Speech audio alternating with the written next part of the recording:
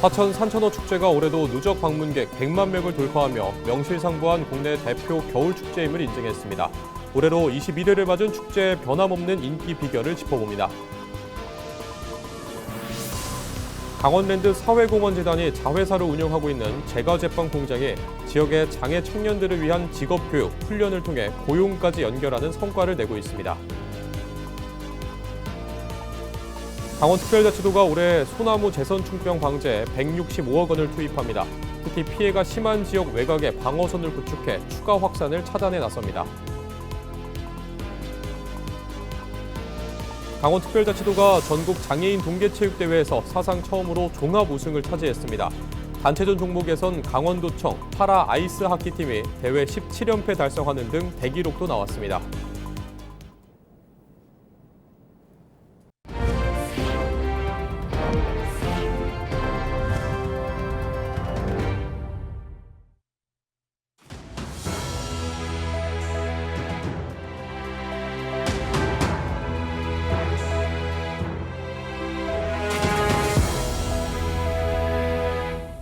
시청자 여러분 안녕하십니까? 헬로티비 뉴스입니다. 화천하면 떠오르는 게 바로 산천어 축제가 아닐까 싶은데요. 올해로 21회째 열린 화천 산천어 축제는 이제는 명실상부한 국내 대표 겨울 축제로 자리매김했습니다. 그 인기 비결이 무엇인지 정승환 기자가 알아봤습니다.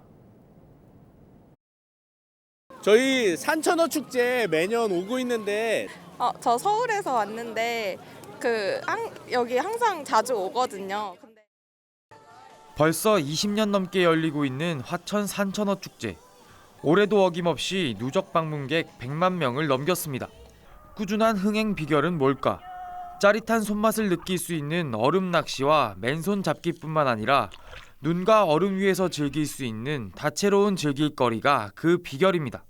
또 축제장에서 만날 수 있는 진짜 산타클로스와 국내 최대 규모의 얼음 조각 광장 등 다양한 볼거리도 관광객의 시선을 사로잡습니다. 3년 전에 처음 산천어 축제에 와보고 기억이 너무 좋아서 다시 방문하게 됐고요. 아이가 산천어 낚시하는 걸 너무 좋아해서 좋은 경험이고. 색다른 혜택과 행사도 방문객의 발길을 붙잡는 요소입니다.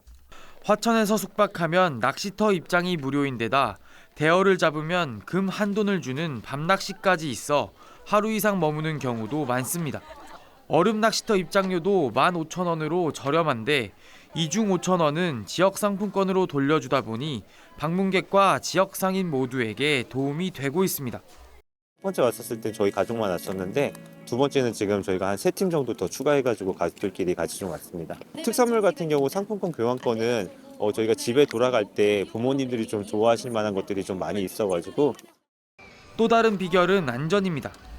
그때그때 기후 상황에 맞춰 입장 인원을 제한하거나 구멍 간격을 조절하는 등 안전한 축제 개최에 힘을 쏟고 있습니다. 지난 2020년 이상고온 현상 때 조기 폐막한 것도 이런 이유입니다. 축구장 30개 정도의 큰 얼음판에서 올리기 때문에 무엇보다 중요한 게 안전입니다. 안전에 유의하기 위해서 우리 화천 축제장 내에 이동 경찰서를 설치했습니다. 또 이동 소방서가 설치되어 있어요. 재미있고 안전한 겨울축제라는 신뢰는 60%에 달하는 재방문율로 증명되고 있습니다. 화천 산천어 축제는 이번 주말을 끝으로 막을 내립니다. 헬로티비 뉴스 정승환입니다. 강원특별자치도는 165억 원을 투입해 소나무 재선충병 방제 사업을 추진한다고 밝혔습니다. 도는 피해가 심한 지역은 외곽에 방어선을 구축해 추가 확산을 차단하고 피해가 경미한 지역은 고사목 전수 예찰과 방제, 예방나무 주사를 실시할 예정입니다. 아울러 올해부터는 산주와 임업인, 지역 주민 등이 방제 의사결정에 참여할 수 있도록 하고 방제 대상목의 자원 활용을 확대하기 위한 규제를 완화할 방침입니다. 강원특별자치도가 전국 장애인 동계체육대회에서 사상 처음으로 종합 우승을 차지했습니다. 강원도 선수단은 이번 대회 7개 종목에 51명이 출전해 금메달 16개와 은메달 8개, 동메달 5개를 수확했습니다. 특히 강원도청 파라 아이스하키팀은 이번 대회 우승으로 대회 17연패를 달성했고 휠체어 컬링팀은 대회 4연패를 기록했습니다. 또 개인전 경기에서는 바이애슬론과 크로스 컨트리 스키에 출전한 김민영과 변주영이 나란히 4관왕에 오르며 강원선수단의 종합 우승을 견인했습니다. 강원도교육청이 교감급 이상 교육공무원 387명에 대한 3월 1일자 인사를 발표했습니다. 신임 정책국장에는 홍명표 삼척교육장이 임명됐으며 정책국 미료교육과장에 오세형 감사 1팀장이 직위 승진했습니다. 강원도교육청은 이번 인사는 강원인의 삶을 바꾸는 교육이라는 목표를 실현하고자 현장 중심의 인재를 배치하는 데 주력했다고 밝혔습니다. 강원대학교 라이즈 사업단이 지난 29일부터 이틀간 속초 롯데리조트에서 2025년 성과 공유 및 네트워킹 데이를 개최했습니다. 이번 행사는 지난해 라이즈 사업 추진 성과를 점검하고 대학과 지자체, 산업계, 혁신기관 간의 협력 네트워크를 강화하기 위해 마련됐습니다. 행사는 기조 강연과 정책 공유 세션을 시작으로 2025년 주요 성과에 대한 발표와 전시, 본부별 협력 간담회 등 교류 프로그램으로 진행됐습니다.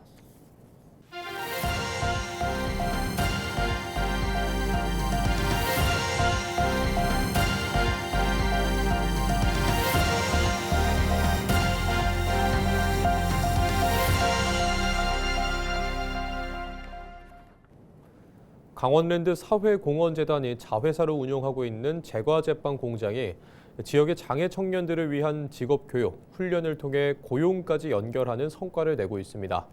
장애인뿐 아니라 결혼, 이민 여성, 노인까지 취약계층이 자립할 수 있는 기반을 만들어 지역사회의 선순환을 이끌고 있습니다.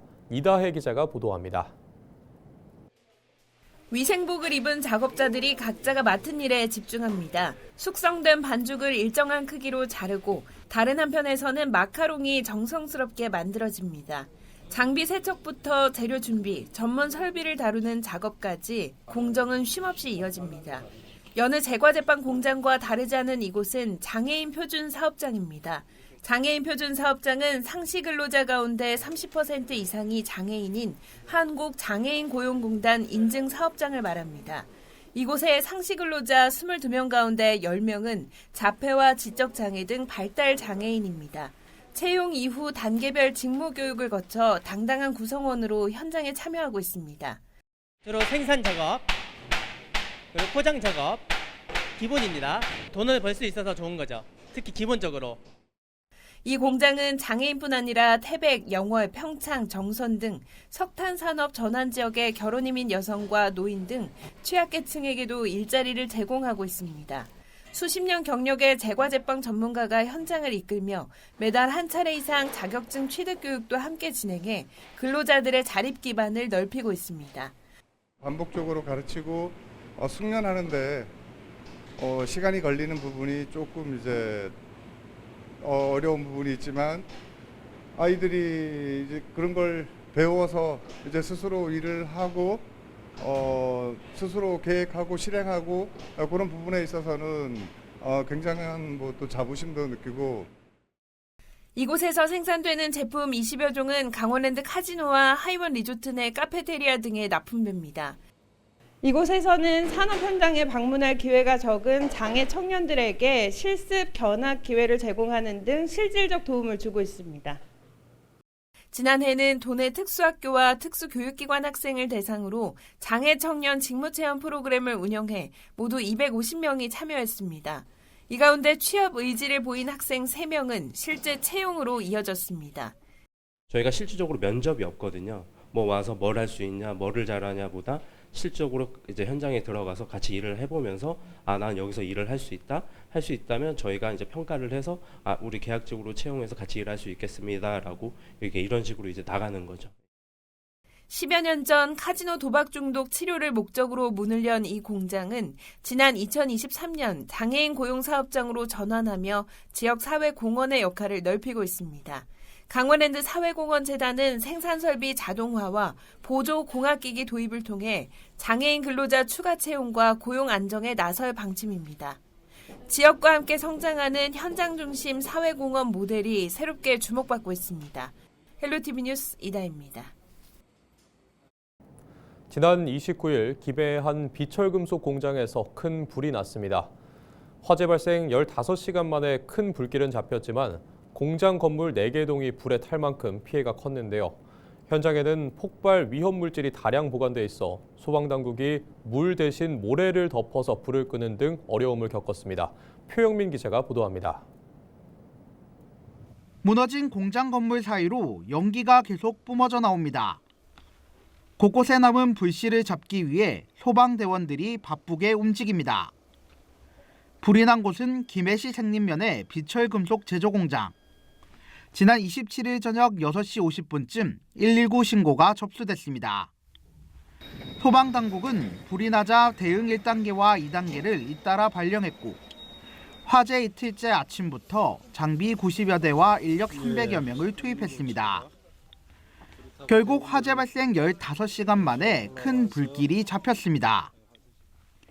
퇴근 시간이 지나 다행히 인명피해는 없었지만 공장 4개 동이 모두 불에 탔습니다. 특히 내부에는 물과 접촉하면 폭발할 위험이 있는 알루미늄 등 비철금속 300톤가량이 쌓여 있어 소방당국이 진화에 큰 어려움을 겪었습니다. 특성상 우리가 주수 소화를 할 수가 없습니다.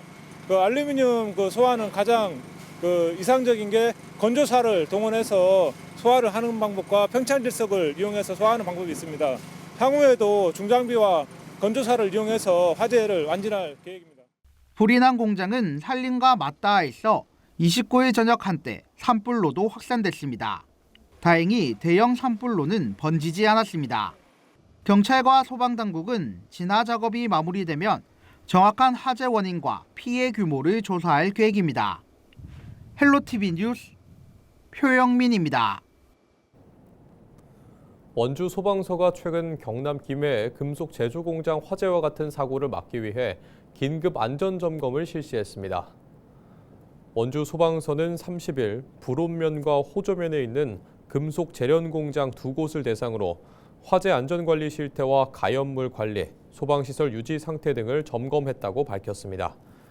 금속 제조 공장은 고온 작업과 가연성 물질이 많아 화재 위험이 큰 만큼 원주 소방서는 앞으로도 고위험 산업시설에 대한 선제 점검을 강화할 계획입니다.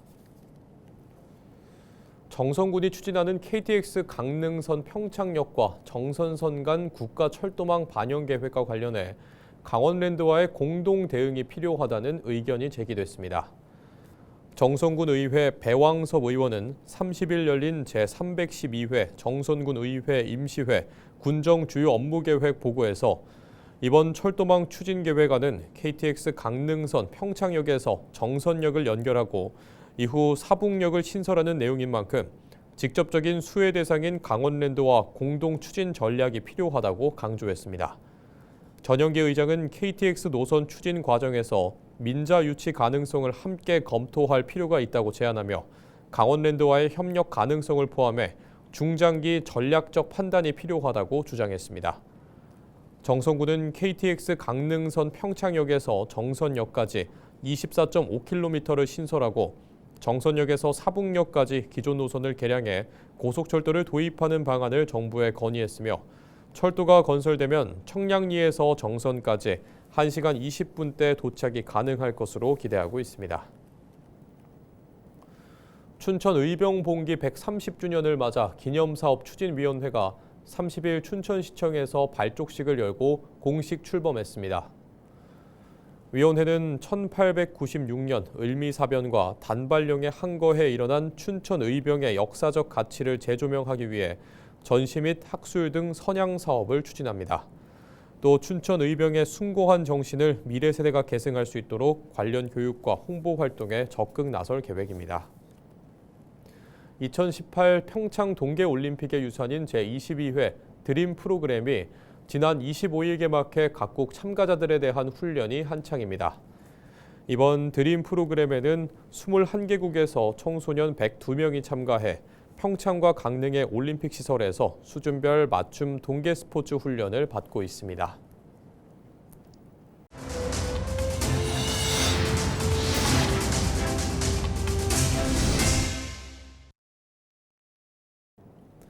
이상으로 뉴스를 마칩니다. 시청해주신 여러분 고맙습니다.